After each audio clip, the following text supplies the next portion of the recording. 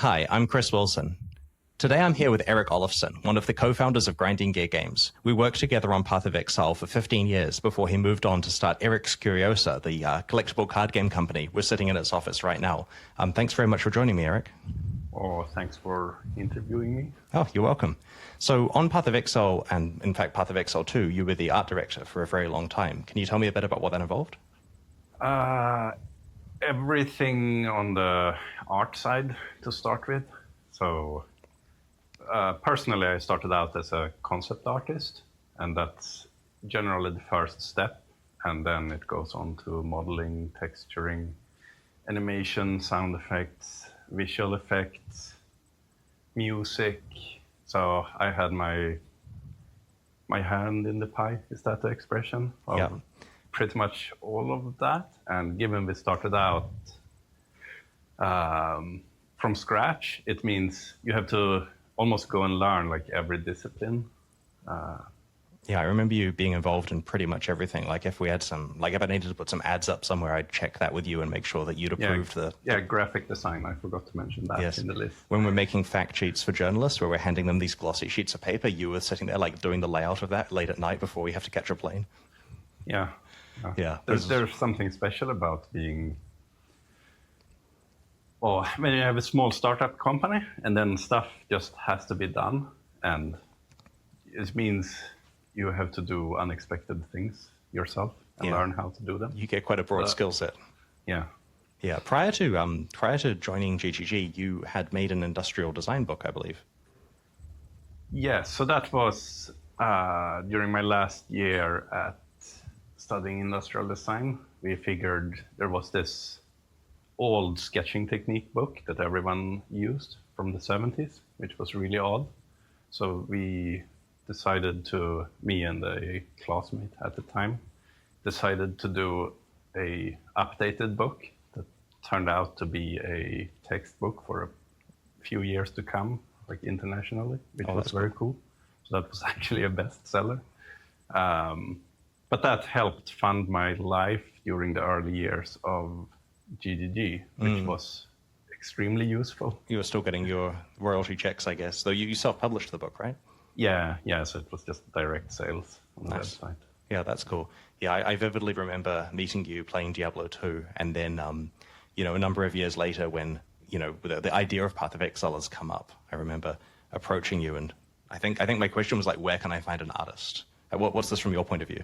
Yeah, so the Chris question was, where can we find an artist? And was like, I'll go and look for plane tickets.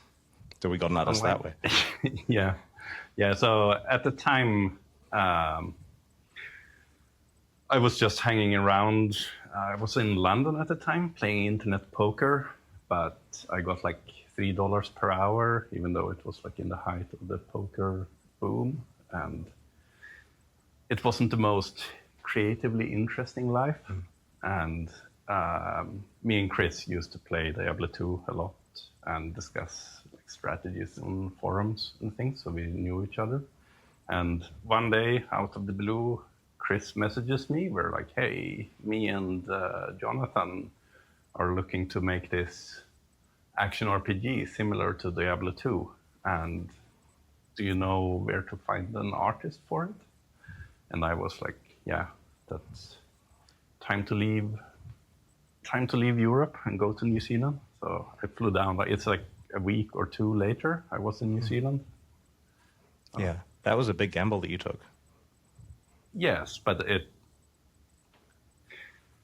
at the time I had graduated with industrial design, but I wanted to get into games or movies, and the online poker was kind of boring, playing like a robot, sort of trying to play perfectly. So, I don't know, it was a very interesting project. And a very important thing here was that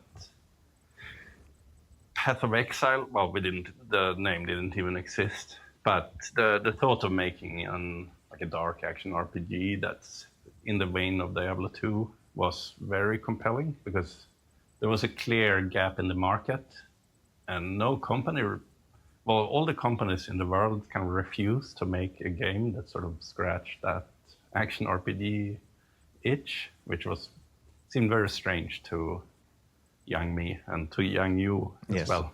Well, we made the game for ourselves and then hoped that other people would like it. Yeah.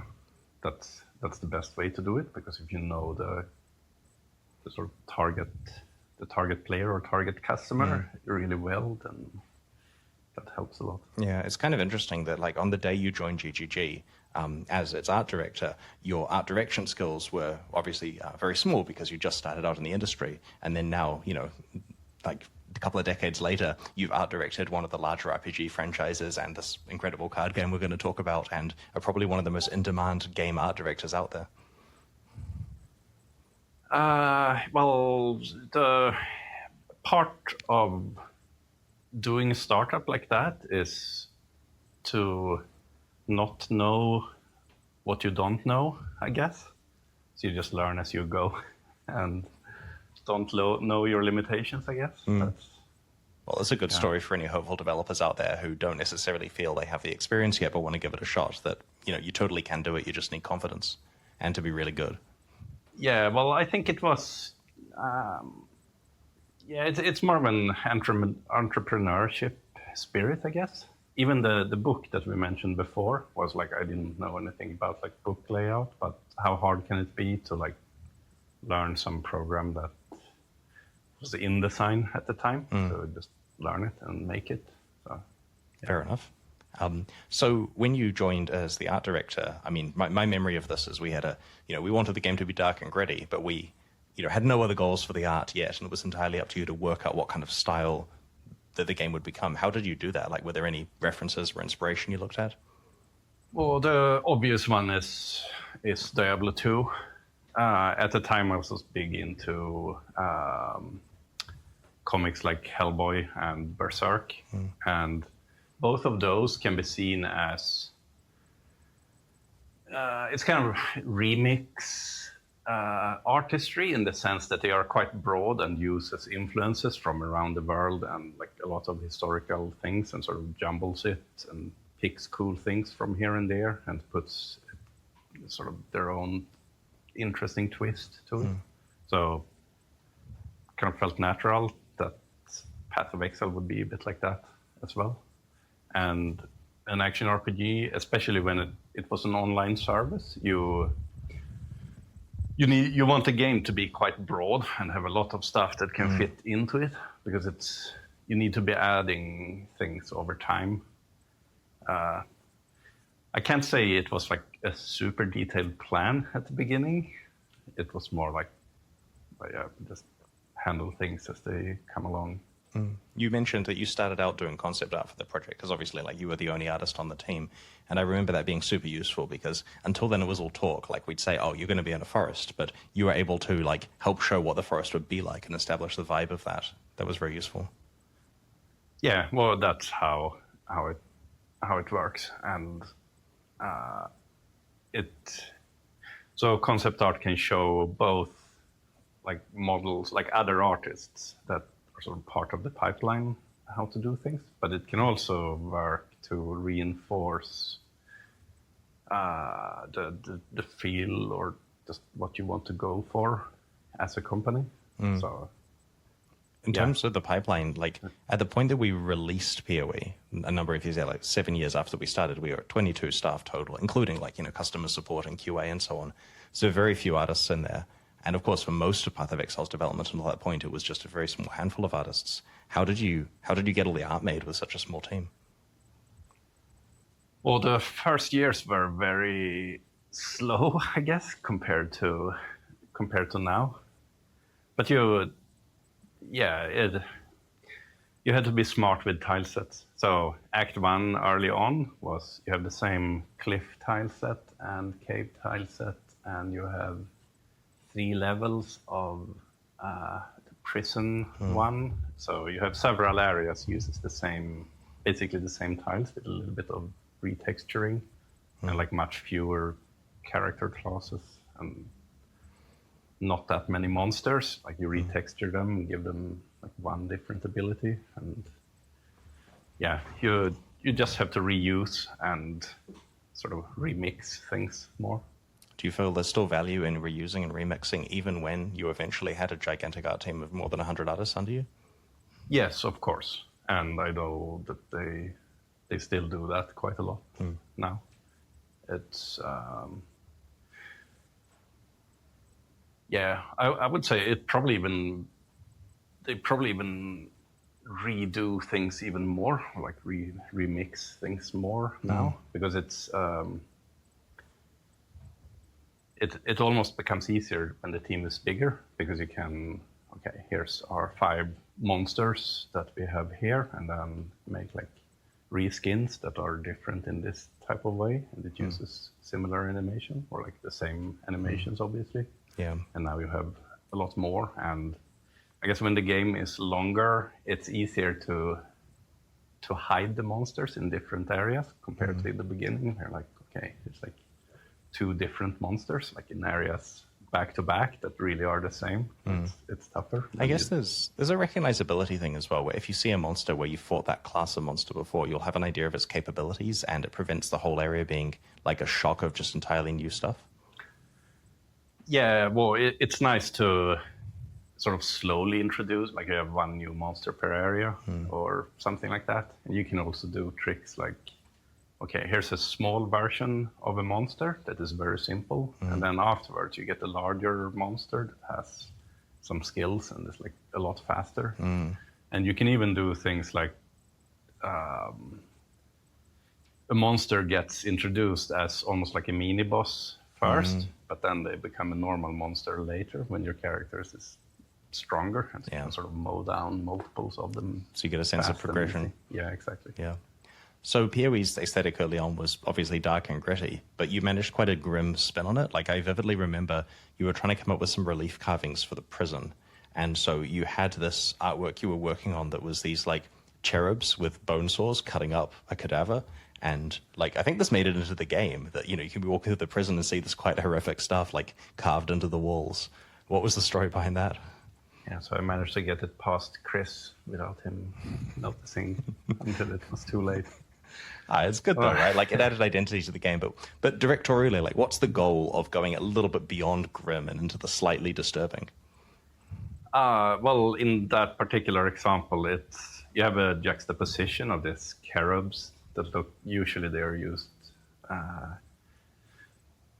for kind of cute ornaments, like Valentine's stuff. And yeah, but here it's just part of, like, the people in the Axiom prison. They were obviously, like, torture and mutilation was obviously, like, it's just part of everyday life, so much so that they just put it in things like that. Yeah, I see.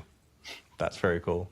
So in terms of scaling up the art team, obviously, like, you know, to get from few artists to many artists, you have to hire a bunch of people and structure them and everything. How hard was that? Well, if the game is completely unknown, then of course it's harder. Like, it's different types of people that would join a company when it's already well known. There is always some, just like there are players that like to find kind of hidden gems of games that they can play to be sort of first. There would also be people that like to join small companies early on. But it's a little bit of a snowball effect where it's harder in the beginning and it sort of gets easier and easier. But it also changes in the sense that when the art team is big and the game is big, then you don't necessarily look to just add more artists. Like, you look at upping the quality of art. So then, like, there's always a shortage of the sort of hyper talented star artists as well. So in a way, no matter what you do, you're always short on really talented, good people. Like, there's never an end, I guess. Yeah. Did you find that us being in New Zealand made it harder to hire people or easier?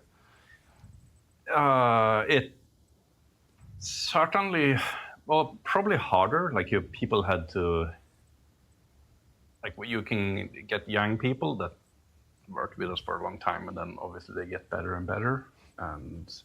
But I think at the time, since we were just a startup with kind of nothing, if you see what I mean, like it would have been hard to, even if there was a lot of game dev talent or like industry here, it would have been really hard to attract them away from other companies, especially like it's hard to compete on salary when you have a small startup, as an example.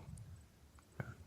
So in terms of looking back at all the art that you made for Path of Exile, what do you think you were most proud of in terms of either something you got into the game or something you did really well? Or Well, there's many ways to answer that, I guess. It's one thing would just be to make a game at all that works and becomes good. If I were to go into specifics, like early on, there was a point where you had Dominus was added, and you had the Solaris and Lunaris temples, and I remember playing it when it sort of came together first, and with all the music and the monsters, and like you get sort of the progression through the act, and it got the natural end at Dominus at the time, and I was like, holy shit, this is actually kind of scary. Like I'm actually it's really tense, like killing these like scary demons. Even though like back then, compared to what the game like PoE 1 is now, and even, well, especially compared to PoE 2, like it's still like extremely kind of clunky and simple, I guess you could say. But it was still like a compelling atmosphere, and the music and everything seemed to work. I know what you mean. I hope people agree. Yeah, I agree.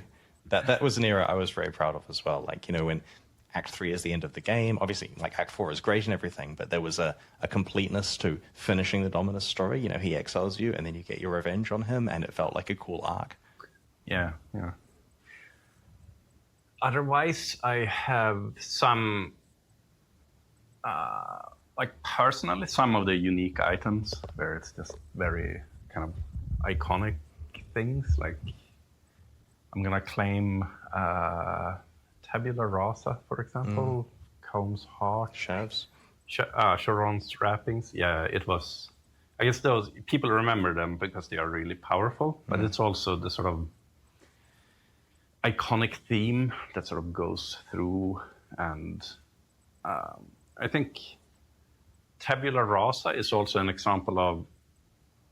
I remember the idea for it being, okay, it's like, it does nothing, but it has like the sockets. And obviously, sockets at the time was really hard to get.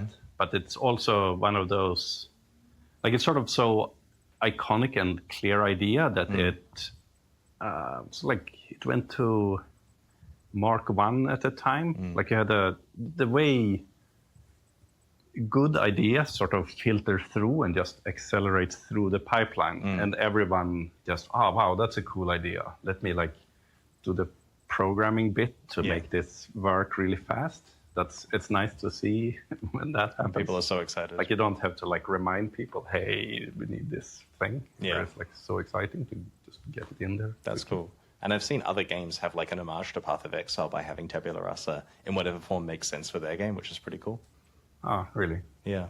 So in terms of other unique design, you created a lot of characters like Calm and Chevron and so on, and they later showed up, you know, in the game. Was that a case of you having a plan that these characters were going to be in Path of Exile the whole time, or did you just create a smorgasbord of characters and pick from them later on? So a lot of that has to do with creating an atmosphere of there being a lot of, like a rich world in the background, without there actually being one.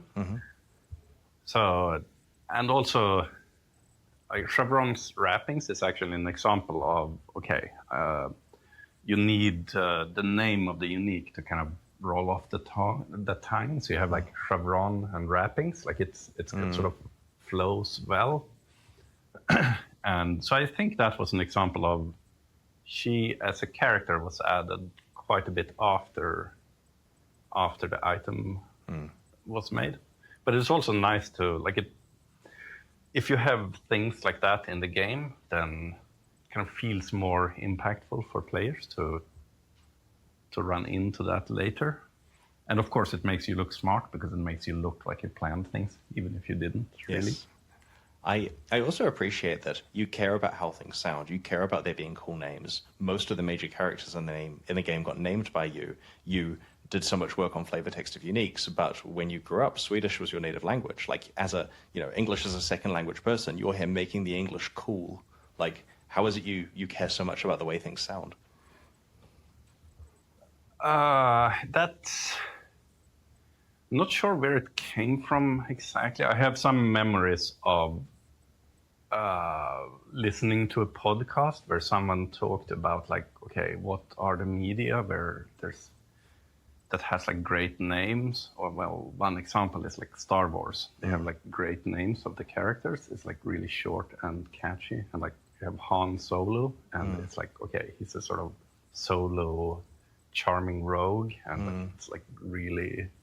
And even Luke Skywalker, he's this like dreamy guy that's a bit of a noob, but he has like, he will sort of reach big heights. And like, there's a lot of, if you have great names, it sort of kicks off the imagination, and like it helps people memorize.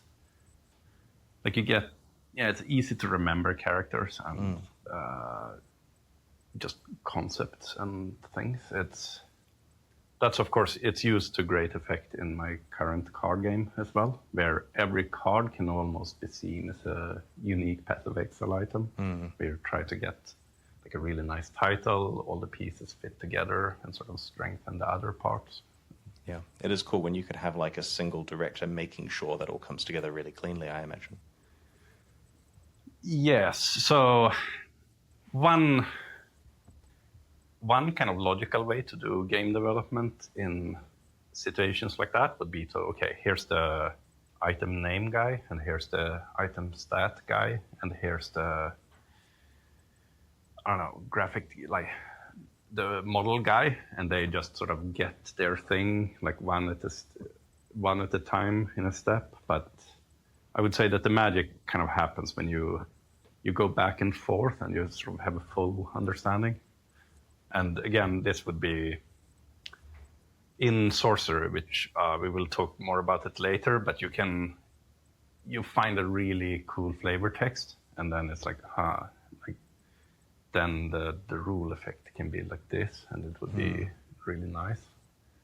And yeah, I guess Tabula Rasa is an example of that, where, okay, the title is like blank slate, and then has like no flavor text, like no mod, like it's just blank. But yet has all the possibilities implied by a blank slate, right? You could do anything with it. Yeah. So it's sort of a lot of confluence, and then it happened to be really meaningful for the, like with the game mechanics as well. So that's kind of a flavor home run, or whatever you would call it. Yeah, it certainly became quite meta.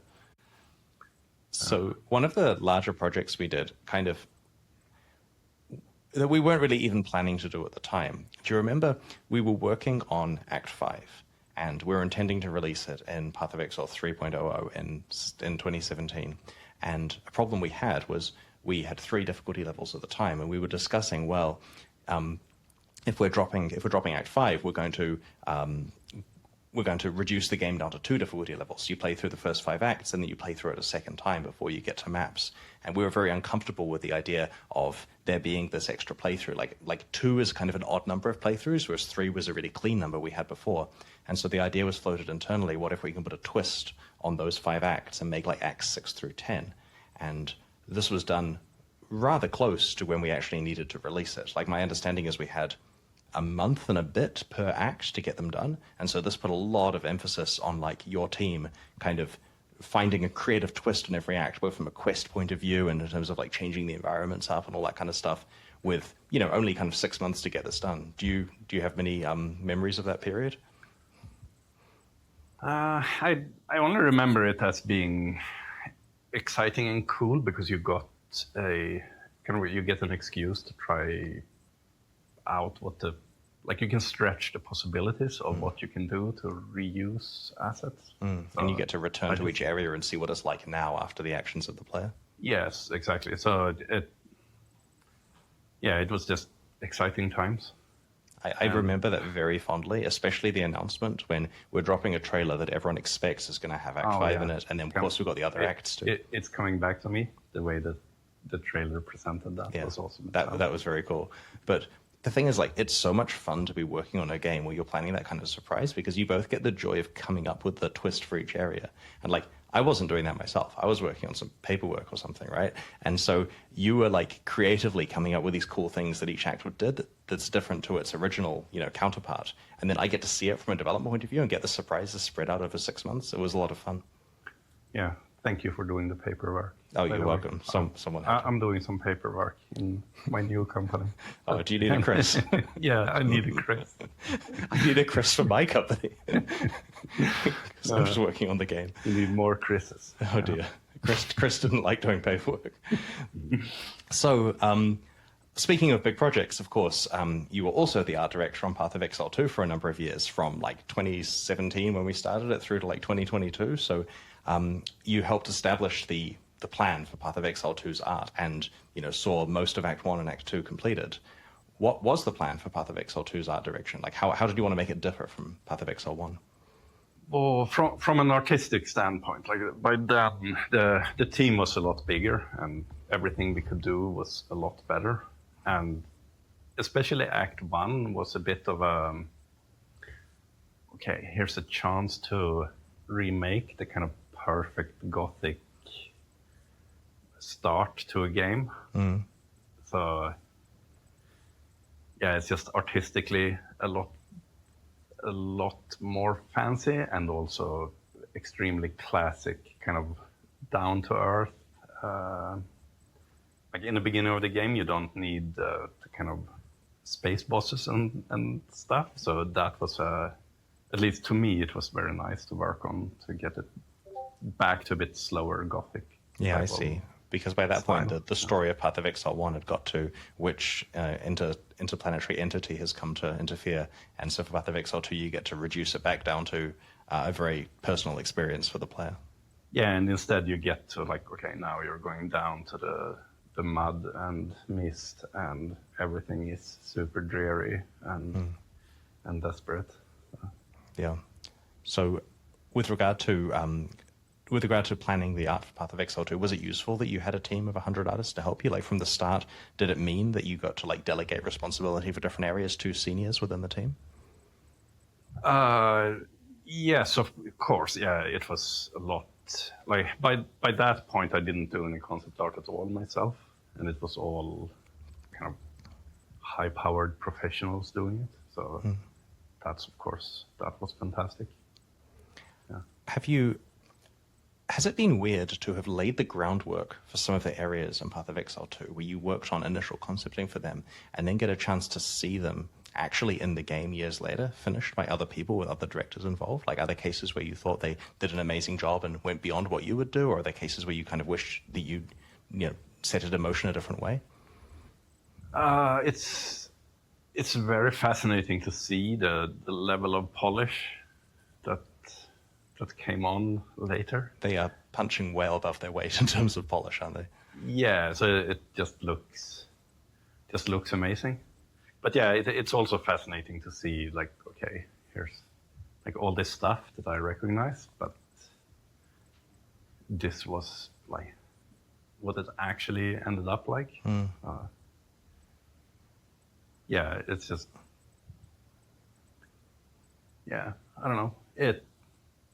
In a way, it feels like that's the way it should look like. So I guess they did an excellent job. You trained them well.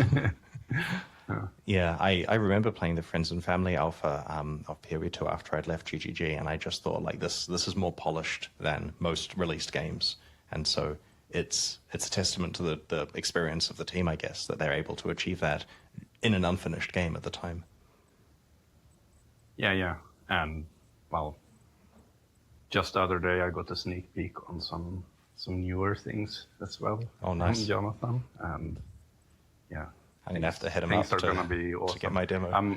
I'm quite jealous in a way of seeing the stuff that they do, but in a good way, I guess. Yeah, well, we still get to see it and take part a little bit, right? So yeah, so say Act 3 that I I was involved early on in Act 3 quite a lot, and it's like, okay, now there's a chance to like do the Val culture, but with like AAA resources. Yeah. And then of course after that, it's similar things where it's like, okay, here's a chance to really explore and make like really awesome stuff. It's like existing PoE things, but obviously quite different. But Yeah. People are in for a treat. Yeah, and they've got a new update coming out in December, I believe, so that should be good. I know what I'm doing over Christmas.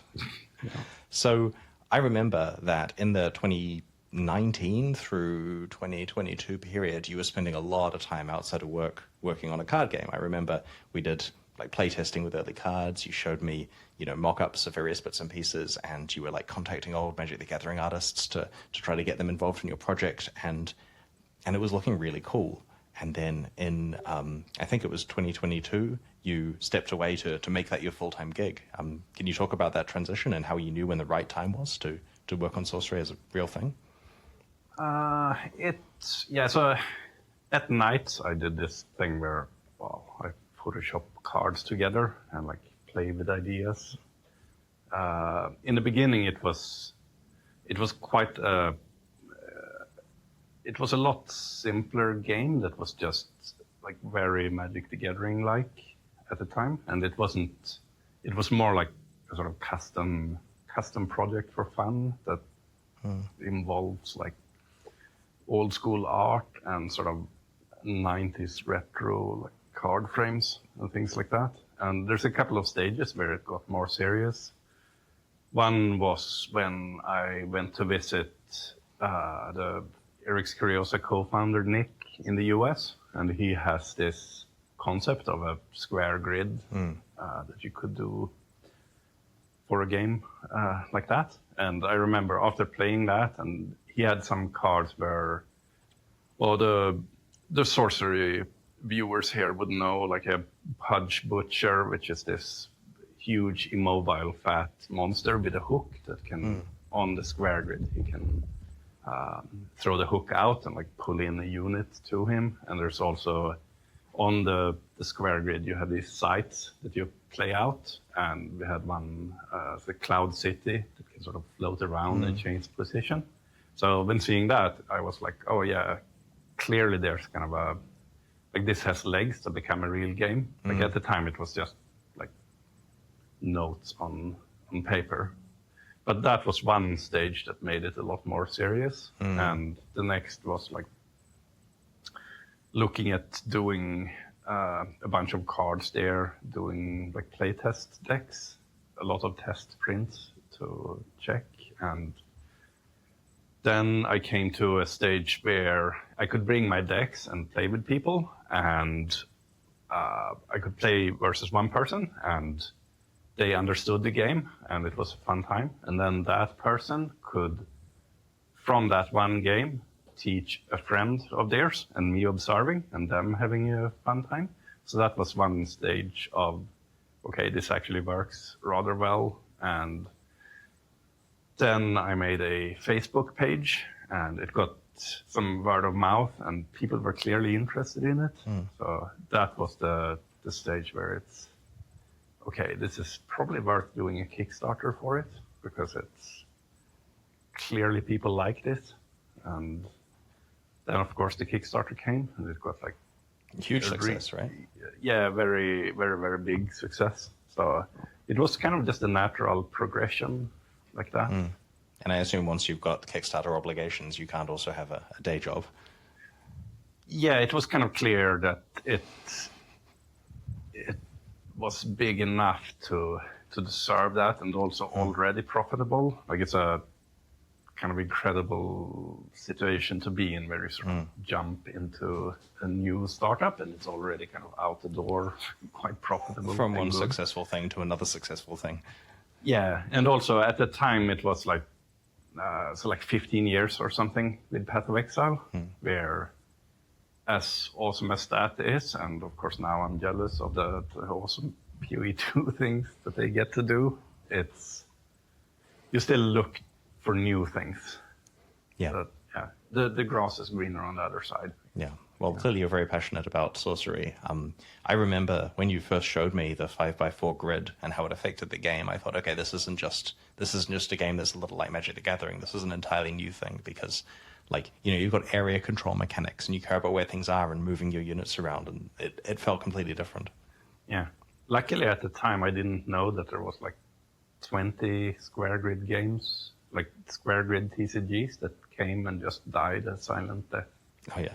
And don't do that market research. Just Yeah. blindly go in and be popular without knowing. Yeah. Yeah.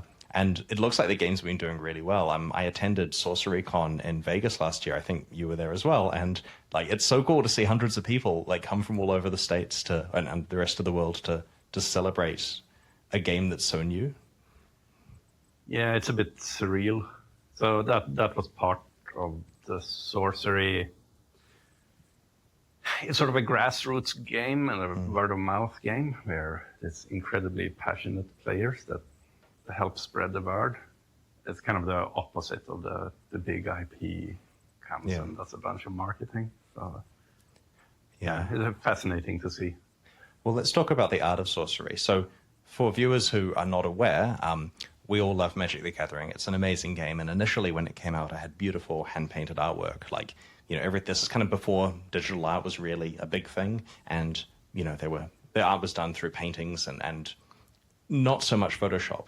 And over time, the art has become a lot more digital. And the style that's currently used by the game may reflect like current gamer tastes or whatever. But I felt as an original TCG fan that the market was not there for me. Like I wasn't being served as a customer of someone who wanted actual awesome art games. And as you can see by the pieces behind Erik here, he's targeting a very kind of like 90s. Or maybe you can describe it a bit better. How would you describe the art style of Sorcery? Yeah, well, it's 90s. It's like Dungeons and Dragons art, like 90s or even 80s fantasy art. So every piece is painted rather than digital? Yeah. Something to mention here is that it takes like 10 times as much time to do hand-painted art like that compared to digital art nowadays. And the tools are just so much better for digital. But with hand-painted art, you also get like there's a certain personality and just kind of craft and love that goes into it that people clearly appreciate. Like it feels like you're actually having something that other people loved and put a lot of effort in a way. It's a little bit hard to explain, but So which artists are you using? well, now it's like 40 different artists. Magic the Player artists, Magic the Gathering players might recognize names like Melissa Benson. There's fantasy legends like Jeff Easley. We even licensed some Frazetta pieces, and we in the recent Gothic set we managed to license a couple of Quinton Hoover pieces. He's my favorite Magic artist. Yeah. I think there's a lot of people that would say that. Yeah, as well. That is very cool. I'm very happy about that one. Yeah. So you mentioned Gothic. That's the new expansion that's coming out essentially now? Yes. So conveniently sitting here, you have the box of that. So the 5th of December it comes out, and we might be able to hit a worldwide release so that it's in place in all territories. Hopefully nothing goes wrong. Ironically, and this may be the paperwork in me, like when I've got my Chris hat on, I want to talk about logistics, and I think I should ask some questions. But in terms of Gothic, like the name to me suggests like, Diablo 2 kind of like Gothic stuff. Is that accurate for this kind of set? Yes, you could say so. Sorcery has a little bit more, should say, light-hearted style, I guess you could say. But it has a lot of elements of that type of Gothic, yes. And this is, it's a favorite, like the base game has that to it, but going really deep into that is awesome. Seems like people really like it too. And this is a huge set, right? 440 cards, which is one of the biggest sets ever in TCGs. Technically there's some that have like higher card numbers, but that would include a lot of reprints and such. So 440 cards in there, plus several hundred in the previous sets each. I mean, I understand Arthurian Legends was a little smaller, but this must be close to like 1,000 unique cards or something you're approaching in terms of cards your companies have to made so far. Yes, it would be around 600. Maybe it is 1,000. Yeah. So how do you make such an art pipeline to create that much art? Because this is 1,000 hand-painted pieces that, as you've just said, take 10 times longer than doing it in Photoshop. Yeah, well, there's a lot of artists that work on it, like freelancers around the world. And this is one trick with Sorcery is also to not heavily art directed. Like you actually lean into, okay, the artists only get 1 or 2 sentences description, and then it's their job to do sort of an awesome creative work about it. So the world doesn't have a concept art team that like concepts up like what all the areas, like all the like I don't know, continents in the game should look like, and like these cultures and so on. Right. So it actually makes it easier to not art direct. So that's my trick, is to not art direct. Right, because some teams will sit down and say, we're going to do this area next. They do all the work internally of what it looks like, what the people look like. They make like an art Bible for this and then hand that to the artists and go, you're doing a goblin, make sure it looks like the goblins in the book. Yeah, that's kind of the logical way to do it. And that's, of course, the right way in most projects. But for this one, especially as it harkens back to the early days of fantasy art, where it's a little bit more like anything goes. And it's also like the cards are more like storytelling pieces for people to use themselves, rather than us having this like sort of epic and very detailed story about exactly how things are. So it's more storytelling tools, you could say. With regard to the anything goes thing, that's kind of a bit of the vibe I got while playing the game, that modern Magic and other TCGs are very tournamentized in terms of like the rules are completely unambiguous, and that means they're verbose and written like code on the card. Whereas the sorcery cards have kind of cool prose explaining how they work, like to the point where I'm not going to say there's ambiguity of how you play them, because I don't think that's true, but there's certainly like there's flair to how they're played, and they do very unique things. It feels a lot like alpha Magic cards where, you know, a card like Raging River could never be printed these days. But there's that kind of vibe that I get from some of the sorcery cards. Yeah, well, it kind of goes back to the tabula rasa part, where you try to get a distilled idea, and then, okay, what would players think that this card does from the title? It's like Cloud City, for example. Okay, what would a flying city do in the game? Yep. Then, yeah, of course, it can move around. So you try to get all those pieces to be together. So on a related concept, how much do you think tactility matters for games these days? Like, is there a creative renaissance for physical media? I would say so, yes. There's something about like physically owning something and physically having nice things. Like these boxes, for example. I have this Dragon Lore box, like just feels really nice, and it's part of the experience to have a physical box. That reminds me of like going to the game store back in the 80s or 90s, buying this box with a game in it, taking it home, and then putting it on your shelf as kind of like a physical reminder that you own that thing. Yeah, and I've also like there's a trend of like YouTubers often have a shelf behind them with like various products, and of course it has to be like it's your own kind of personal shrine. Yeah, I see. You have art. Yeah. Yeah. I noticed as well that the boxes are very high quality. Like the Arthurian Legends one there is like gilded with a gold effect on it. Yes. So again, the boxes themselves has to be work of art, and with our Arthurian Legends one, we went deep with like print techniques to get just the right way to do the gold. Maybe the camera shows like the actual original artworks there, like it's painted with actual gold paint, but also we aim to make it like with every set, we try something new and make it even better. So an example would be the Arthurian Legends box, where it's kind of maxed out artistically with the gold and the shininess and the intricacies. But the box itself is a very traditional TCG box, so it's like very thin paper. But then with the Gothic box, it gets this like much more harder feel. It's like this magnets style. That's good for storing cards in as well. Yeah, you can use it. Yeah. So I'm a collector more than a player these days of TCGs, and one thing I noticed with Sorcery is it feels very collectible. And by this I mean like you've got something right to do with the odds of opening all the cards in the set. You've put effort into making sure that's not impossible, but you've also got chase cards like foils, for example, and they don't occur at a crazy high rate. They're often enough they feel really good. Even for you to find like a foil common card, you still feel good about that. And I'm just going to reach down and grab my binder, because of course I come prepared. So the degree to which he supports collectability, he has these like actual custom Sorcery binders that says Alpha on the side.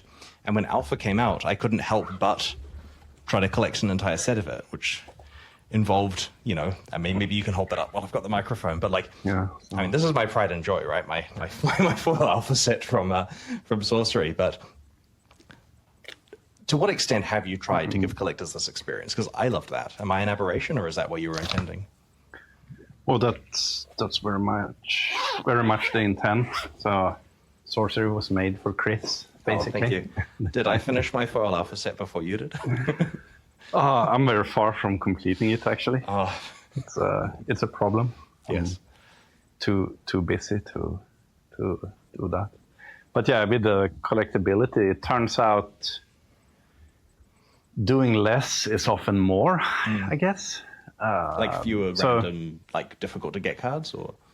Well, not too many. Like, okay, there's 2 foils in any pack, and like it's easy to get in sort of a inflation mindset where, like, okay, we need like 10 different frames and like 5 different types of foil.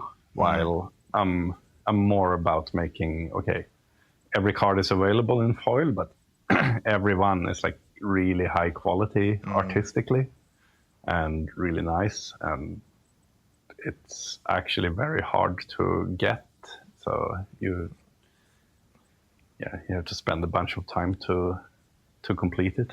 And you've done some interesting stuff with foils where, like, on the foil side, there's like, correct me if I'm wrong, but there's like highlights where the foil is applied to specific parts of the art rather than others.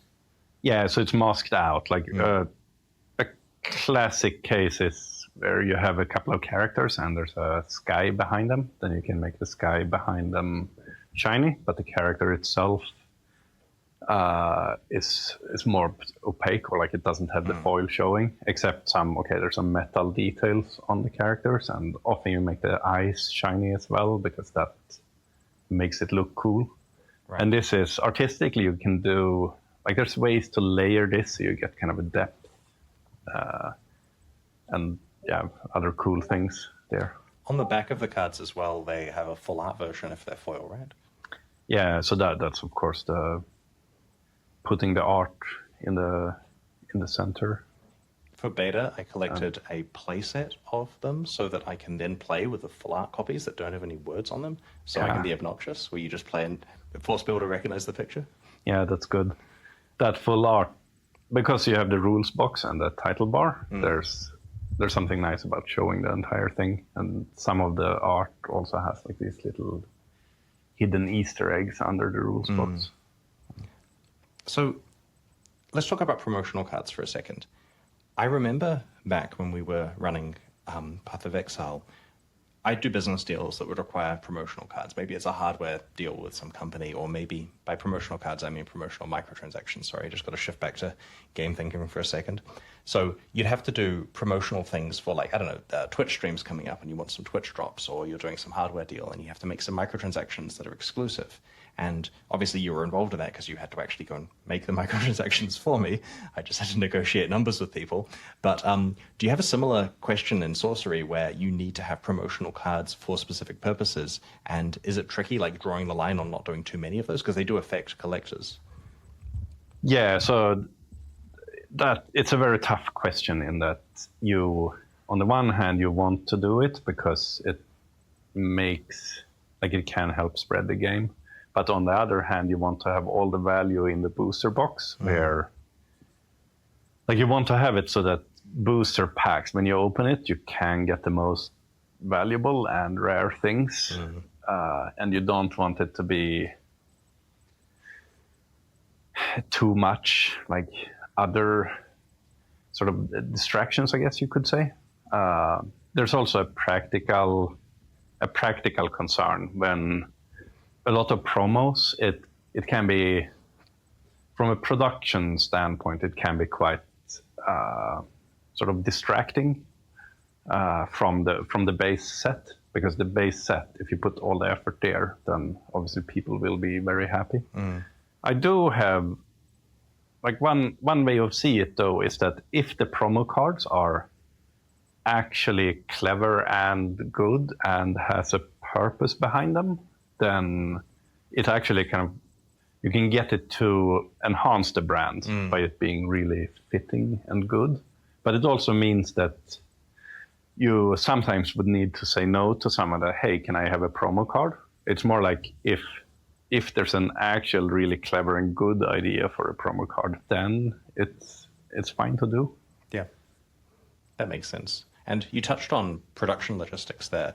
I imagine this is a bit of a nightmare because, like, okay, so at GGG, you and I both worked on making merchandise, right? You know, we needed t-shirts for stuff, we had posters, there were all the supporter pack bits and pieces.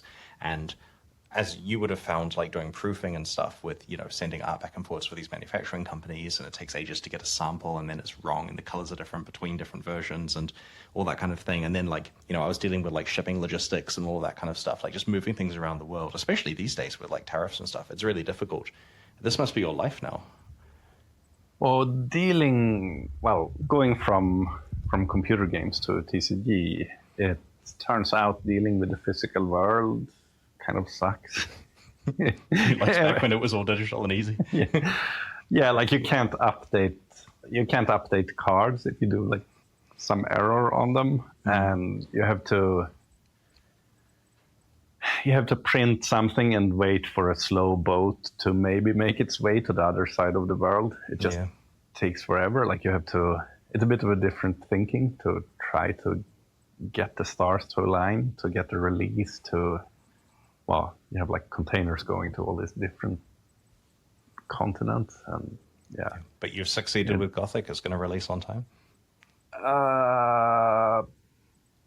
It's best to not promise in case.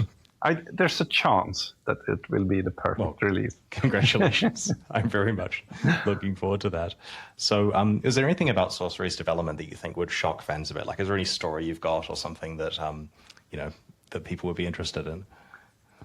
So I saw this question earlier on the paper and thought that one thing that might shock people is that this Sorcery card game, like, it's all just a kind of trick or an excuse to get awesome hand-painted art on my walls. It's a long con for me as an art collector. I have seen some of the rest of your art collection as well that you have outside of the office, and it's quite extensive. Yeah, I had to get like this huge kind of architect's filing cabinet that has these like long, like thin drawers, so you can fill art on each of them. Yeah, I still have, but there's a bunch of art at the framers right now too. So every couple of months I give them a batch to frame, and then I can fill up here. There's still some white space here as well. So if roughly 1,000 cards have been made and each one has a unique hand-painted painting that physically exists somewhere in the world, I understand, you know, players have tracked these down, players have a bunch of them. I have a couple myself of Sorcery, but how many would you say you or the company actually own out of the ones that exist? There's like on average, 2.5 pieces from each artist, I guess, something like that. And by now, maybe there's like 50 artists, so I guess there's over 100. There's definitely over 100, maybe pushing 150 pieces. But, This is actually pretty cool because, like, for those who haven't interpreted the economics of this, So the artist will be paid to do some work, and that's fair, and then you have a license to use it in the game. But they then, I assume, retain physical ownership of the art, like the original art, unless you buy it off them, right? And they're free to sell it if they want to? Yes, yeah. So there's a very alive kind of art collector community behind Sorcery as well, which is awesome because the artists get paid twice, basically. Right, and the cost of tracking down an original piece is obviously quite high, right? These things are worth thousands or more of dollars, right? Yeah. Depends on the cards. There's an element of the artist being lucky or not if the card happens to be like very powerful. Well, if any artists hopefully it sort of evens out as they do many pieces. Yeah. Well, if any Sorcery artists want just a few $100s for their work, just let me know and I'll cover my walls. I don't think that's possible anymore. Fair enough. Maybe 3 years ago. I like the fact that the artist gets paid twice, because if you're doing digital stuff, you get your commission for making it, and that's the end of the story. Whereas in this case, they get a physical painting they can feel good about having as the game gets popular, or they can decorate your walls or sell it to a player. Yeah, it's the licensing agreement is also especially nice to the artist in the sense that they retain copyright, so they can sell posters and playmats and things themselves. That's very cool. Yeah, and then there's artist proofs as well. I imagine the artist gets some that they can illustrate and also sell. Oh, yeah. So each artist gets an artist proof. Gets 25 artist proofs, which is a version of the cards with a square corners and a white back, where they can do a little sketch or signature or personalized painting on the back and sell. And there's people collecting those as well. I used to do some hardcore art proof collecting for MTG. Yeah, I've seen your collection in the past. It's somewhat silly, and with me saying that, that's something. Yeah, I wonder if people do realize that, like, if you listed top 10 Magic collections in the world, many of them are in New Zealand. Yes. Anyway, so what's next for Sorcery? You're releasing Gothic at the moment, and that's looking really exciting. I can't wait to crack some boxes. But what should people look forward to in the future? Well, we have our yearly releases, of course. The company is growing slowly, and the output is getting better. It won't necessarily take the shape of going up to 3 or 4 set releases per year, but rather higher quality and better and more interesting stuff. Even though Gothic releases like 2 weeks from this recording, maybe the same day as this video is released or something like that. We, in the company, we have already moved on to the next set. And we also, because the team is a bit bigger and more experienced now, we also a little bit sneakily started to work on other future sets as well, sort of laying the groundwork. So there's a lot of really exciting stuff coming. But without giving any more details than that. Well, as one of your bigger fans, I'm very excited for that stuff. That's very cool. Yeah. And well, thank you very much for your time today, Erik. It's been really cool chatting about this stuff. And thank you for having me. Yeah, thanks a lot. You're welcome. If you enjoyed this interview and would like to see more like it in the future, please like and subscribe. Thanks very much, and see you next time. Go buy Gothic. Definitely buy some Gothic. Okay, great. Perfect.